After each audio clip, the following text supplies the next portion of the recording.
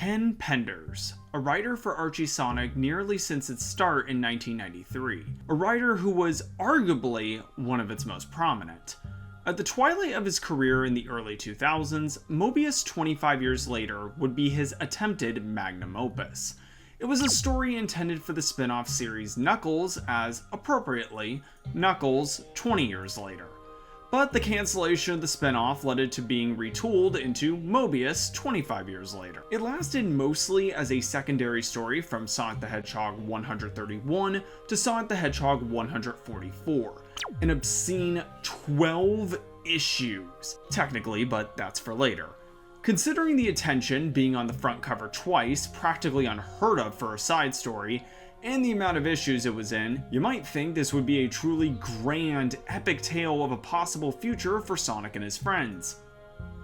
It was not. I already reviewed the first story, Prelude, in depth, and you can watch that here, but there's still the other stories to talk about. I initially hesitated to talk further about 25 years later because there is one common problem with all of these stories. They are boring. 25 years later isn't the worst Sonic story. Several issues of this comic compete for that title, including those we reviewed on Jordan's Soapbox, but it instead wins the title of the most boring Sonic story ever created. Well, that's all fine and dandy, it doesn't really make for an entertaining review. But after my review of the early issues of Sonic the Comic, I think I found a format to make it entertaining. So, without further ado, let's take a flyer into the future with Mobius 25 years later.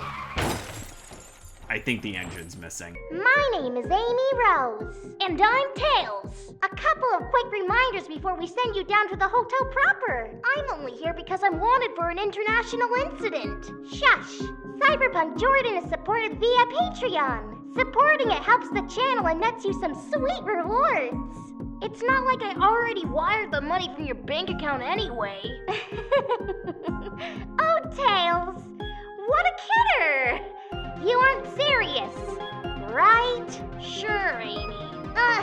Anyway, link is in the description. We also have a Discord server where you can hang out with your fellow gummy bears. Be sure to spam Jordan with the cover of Sonic number 134. He'll love that. Don't actually do that! Tails, I swear! Be sure to like, comment, and subscribe! You sound like every basic YouTuber out there. That's it! Get over here, you two-tailed brat! You ruined a perfectly good intro!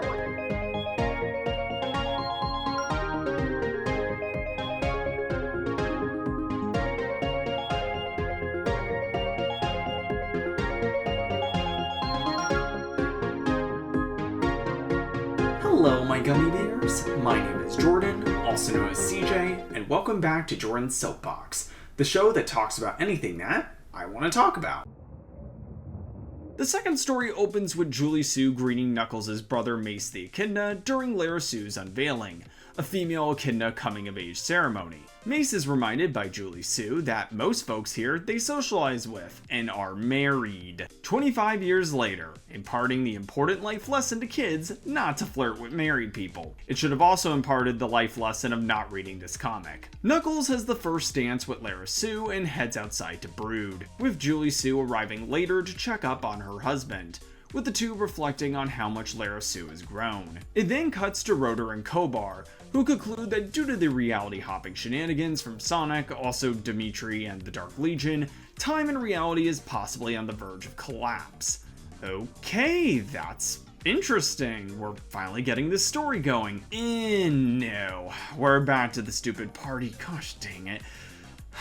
Victor and his son, yes really, son, I think it's Argyle, arrive fashionably late. I have so many questions about how Victor, of all people, has a son, but none of those are going to get answered today. After surprising his father with some dance moves, Knuckles receives an urgent message from Rotor. He requests a meeting and to name the place, when Knuckles responding to meet at Lockie's Park. Ah yes, the park named after a deadbeat and abusive father. Lovely. Knuckles arrives at Lockie's Park to meet Rotor. Excuse me, Lord Rotor. Is Rotor a Sith Lord now? I've just learned a terrible truth. I think... Rotor, As a Sith Lord. A Sith Lord? I'm gonna stick with calling him Rotor, and Lord Rotor doesn't really come up too much anyway. He tells Knuckles to look to the skies. An ominous lightning storm indicates to Rotor the beginning of the end. Unfortunately for the reader, this actually important and interesting story beat is interrupted by the absolute necessary diversion of Lara Sue and Julie Sue arguing about going out after her unveiling. Real priorities, guys. It mercifully is nice enough to return us to what we want to see 2 pages later. Rotor states multiple weather factors are hinting towards a looming end of the world scenario. Basically a Monday for Sonic the Hedgehog. But who cares about that, because we have to see Rudin, son of Leanda, and Selma, son of Espio, making out in the same garden. I'm pretty sure I butchered everybody's name. Rudin ends the smooch fest when he overhears the two talking, concluding the story by saying he can't wait to tell his mom about this. Rotor starts the story with a painfully obvious equivalent to the captain's log from Star Trek. Get it? Cause Penders likes Star Trek and worked on its comics a few times? Ugh, I'm honestly fine with something like this, but there's so much text that could easily be boiled down to a few sentences. While this is happening, cut back to the time in Loki's garden, where Knuckles is alerted to Rudin and Selma running off. I will say, for as much 25 years later is total crap, the decision to feature Knuckles with a cybernetic eye is legitimately really cool. We then return to the present, with Knuckles consulting the Brotherhood of Guardians. It's a whole thing in Penders' Knuckles lore, it's best left for another time, asking them to help him spy on Rudin. This same conversation is also being observed by Rotor and Kobar. Seriously, cybersecurity is just a joke on Mobius. Rudin and Selma are being chewed out by Linda. Not all that interesting. Rotor finishes the story commenting that it wouldn't surprise him on the King's feelings about Linda, considering his negativity on echidnas, especially Knuckles. Cue the clip. After dropping Selma back home, Linda, pretty Mobian woman. What was I saying? Oh right. She confronts Rudin about the events in Loki's park. As she's lambasting him, Dimitri appears and intervenes in the conversation. This back and forth leads us into actually something interesting. Information about his last encounter with Dr. Ivo Eggman Robotnik. Eggman was losing badly and desperately sought Dimitri's help, but was rebuffed. Furious, it would lead into Dimitri's current bubble form. Now, instead of expanding upon that idea, we have the conversation go right back to the makeout in Loki's park. Honestly, Rudin here just summarizes my thoughts exactly. Leanda eases up on Rudin when he spills the beans about Rotor and Knuckles' conversation, leading her to call her estranged sister Julie Sue. Sally calls Julie Sue, discussing things of vital importance to this story, such as meal preparations, royal responsibilities, and other things that put me to sleep. The conversation essentially continues like this, even with Leanda joining the call, giving us even more important world building, such as Manic having a crush on Lara Sue. To be honest, there isn't much to say with this story, with it ending by Abby, the servant koala girl. Yeah, there's a whole problematic thing with that, but I'm not even gonna get into that can of worms. Announcing a dish of escargot souffle with clam pie. Who eats clam pie willingly? The story is kind of interesting with how it's formatted. It is 2 stories told simultaneously, with the left side being Sonic's and the right side being Knuckles' story. It leads to a really nice ending scene composed of the 2 panels. However, the issue with this format is it makes the story more difficult to read, since the entire story is like that instead of just one section. I'll start with Sonic. Sonic complains to Sally about having to go on this trip. Sally chastises Sonic for suggesting this, thinking that it would be rude to cancel. The two, along with their children Sonia and Manic, fly off with a pretty Mobian stewardess lady. I want to remind folks this is the first time we are seeing Sonic, or King Sonic, in 25 years later. I know that characterization and what Sonic should be is up for debate, but I feel like a far better introduction should have been done here. During the flight, it's revealed why Sonic has not been acting like himself prior to these events. He feels like he's not cut out to be king. Sally gets upset with Sonic, hinting that this is a time when the kingdom needs him most. While Sonic asks what that means, Sally says she'll have to get her answers from Knuckles. Sally Acorn. Even under a different writer, everyone just decided to make her a jackass in the 2000s. Sonic's section ends with Sonic ringing the doorbell, while Manic makes a rude comment. In Knuckles' story, Knuckles is woken up from his slumber by Julie Sue, who is worried about things since Knuckles isn't saying much.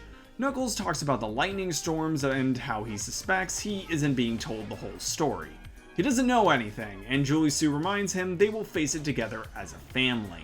Abby announces Sonic and his family are here, while Lara Sue screams for Knuckles to go away. I'd like to go away from this review, you son of a... We open with Julie Sue and Sally Acorn, clad in swimsuits, relaxing by the pool. I'm behaving, and the rest of their families playing in the pool. Sally comments on how Sonic has become distant even from his friends such as Tails. And then we have the biggest bombshell. In 25 years later, Tails ended up marrying Mina Mongoose. Yes, Mina. Penders explained. That was me reacting to the reader's response to Mina by coupling her with Tails as I thought they looked great together, the fact that I didn't want to establish Tails as a lonely bachelor, especially after the grief we received over Fiona Fox. You know, it would totally be fine to keep Tails single. Singleness isn't a bad thing at all. And it's kind of an issue throughout 25 years later where everyone has to be in a romantic relationship and or have kids.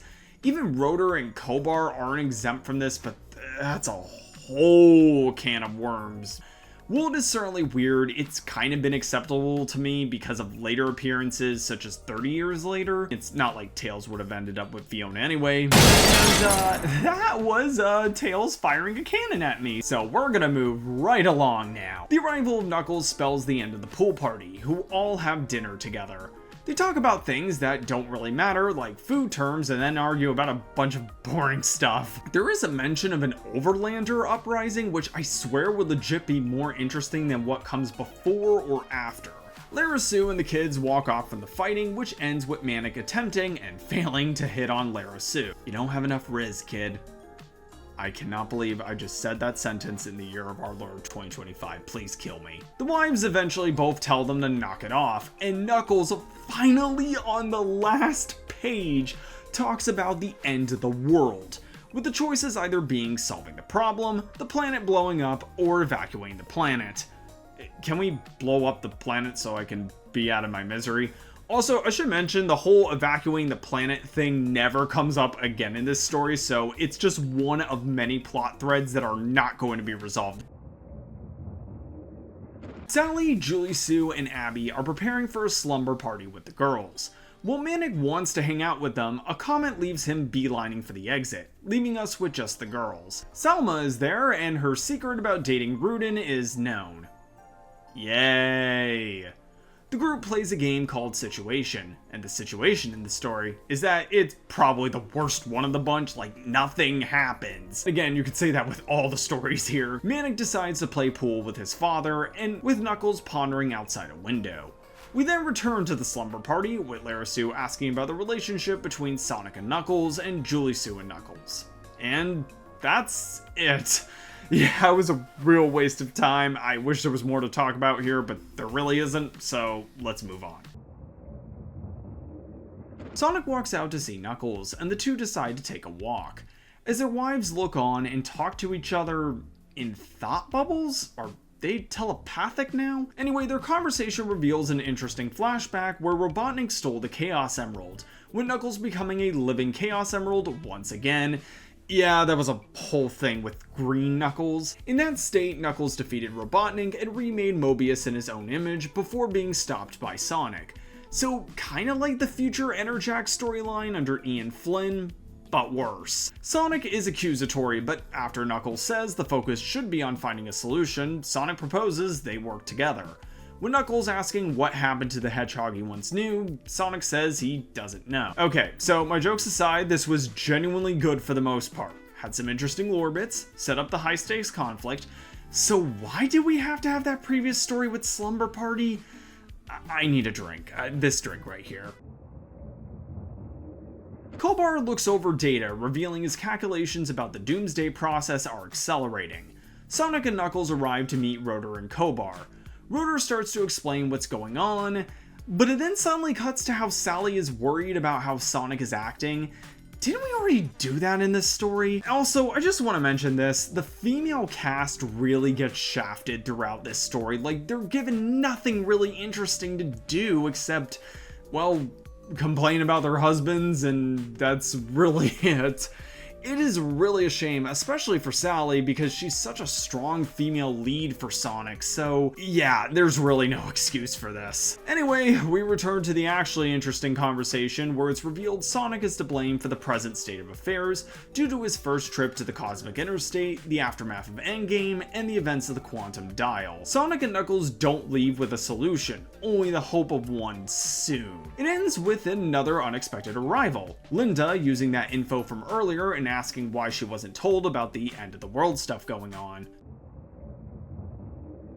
Knuckles wakes up with a replay of different events that have happened thus far, kind of redundant by the blocks of text explaining the same thing. He walks downstairs and is spooked by the arrival of Lara Sue, who continues to push for her to be the next Guardian. Yeah, I forgot there was a whole thing with her. You know, that really should have been a more relevant plot point, but like a lot of plot points in this series, it's gonna get dropped and never discussed again. Rotor and Kobar meanwhile are working on providing enough necessary data, but don't have enough time to do so. Rotor has the brilliant idea then of using time travel to fix their end of the world scenario. Because we totally need time travel in a story about the future. Elsewhere, Sally catches Sonic in deep thought, with him continuing to comment on how he's not fit to be king. Sally does comfort him, which is honestly one of the most sweetest things about this whole story compared to earlier. The relationship honestly is just not very well developed at all throughout 25 years later. The focus is on Knuckles and his family. Knuckles interrupts his tender moment with a phone call from Kobar and Rotor. Basically, the two want to use Robotnik Soul technology to go back in time to the origin of this problem, because that's totally a good idea without setting off a paradox. Sonic gives the go-ahead for the idea, while Knuckles heads off to take care of some unfinished business. Knuckles is walking in the forest, and immediately it hits you that Penders will also be drawing this story based on the artwork. He can do good art, but this is not one of those cases. This story is mostly a flashback, starting with Archimedes, a wise ant character prevalent in Knuckles stories, departing from Knuckles in Doundra. Knuckles uses a guiding star gem to return to Angel Island, where his mother bears bad news. His father is not doing well. The family travels to the hospital, and it's revealed that Loki is suffering from some sort of illness, with Knuckles allowed to perform surgery to see what is wrong. It's revealed that he has carcinogenic pancreatitis, basically cancer. I really didn't want to make too many jokes with this one because it is a really serious story compared to the other ones. And to my shock, it's actually done well. Loki awakens from his slumber and has a heart-to-heart with both Lara Sue and Knuckles. He apologizes for how he's treated the both of them. And I think it's honestly a really good moment for all the characters involved. Because, yeah, like I said, Loki's been kind of an asshole up to this point. So it's nice for him to apologize for his actions and to try and make amends, even if it is on his deathbed. And with that, Loki dies. We end the story with Knuckles standing over his father's grave, and it is dedicated to Ken Penders' father, Kenneth Penders. And I have to be honest, this was an excellent story. Sure, the artwork is awful, but that's really the only complaint I have. Its subject matter is handled shockingly well, likely due to how much of Penders' own life seeped through its pages. It just doesn't really belong in 25 years later. It fits like a round peg in a square hole due to how disconnected it feels from the rest of the story. I know it is supposed to show that Knuckles is making a mistake when it comes to Lara Sue, so I do kinda get it, but it really should have been its own thing. And it's telling when it was reprinted in the Sonic magazine they used to have, it was not included, which sucks. My copy even removes the dedication the original had. I'm not sure if that was what Archie did after the fact or it's specifically my copy. Regardless, we've reached the end of the line. Knuckles has a heart-to-heart conversation with Lara Sue, telling her that he was wrong and that he was so determined to not make the same mistakes that Lockie made with him, he didn't want to give Lara Sue the role of Guardian, and that clouded his judgment. Knuckles confirms that she's going to be the next Guardian, with a cheerful Lara Sue hugging him. It's really, really sweet, and I just wish we would have skipped over the other stuff like that sleepover and expanded upon these plot points. The story would have been a lot better for it. Julie Sue says some final goodbyes, but Lara Sue is told to stay behind due to the danger of the mission. The storm is getting worse and signifies that bad stuff is about to happen. They arrive in the Badlands, the most toxic, deadly, uninhabitable wasteland of all of Mobius. I thought that was Sonic Twitter, but that is the location of Dr. Eggman's time machine, which it looks really cool, honestly. The time machine is activated, and then we cut to Lara Sue, who is on the ship, who of course didn't listen and decided to stow away. Honestly, not much of a surprise there. However, this quickly turns to horror as she ends up getting dissolved. Yeah, the time machine, when it was activated, of course something went wrong. Yeah, Rotor, it was totally going to work. Moron. Kobar begs the machine to turn off, but it's too late. Sonic has disappeared. We end this tale by returning to the present day, with Sonic skipping stones with Tails, the latter asking if he ever wonders about the future. Sonic replies that he simply wonders if Dr. Robotnik will be back again. Knuckles is asked a similar question from Julie Sue, who replies that it's too far ahead for him to even think about. We are left with the following quote by a fake echidna philosopher. "Though our destinies are etched in stone, various are the means used in the carving." Does that mean this one was etched with a jackhammer? And that was Mobius 25 years later. What a dumpster fire. It is unfocused, boring, filled with bad creative decisions, poorly written, minus Father's Day, and at the end of the day, it was a waste of a really interesting idea. I gotta be honest, I really struggle to review this, mainly due to this. We've seen glimpses of the future before in Sonic the Hedgehog, so a 12-issue arc exploring a future like this should have been a slam dunk for the comic, but it wasn't, and we ended up with a story that would likely be forgotten if it wasn't for how consequential it would be.